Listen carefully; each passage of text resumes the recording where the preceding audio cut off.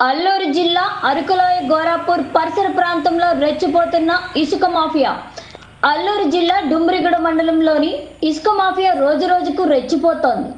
మండలంలోని గోరాపూర్ పరిసర ప్రాంతాల వాగుల్లో రోజుకు వందల సంఖ్యలో ట్రాక్టర్లో, లారీల్లో ఇసుకను అక్రమంగా తరలిస్తున్న అధికారులు మాత్రం అక్రమార్కులను చూసి చూడలేనట్టు వదిలేస్తున్నారని స్థానిక గిరిజనులు ఆవేదన వ్యక్తం చేశారు.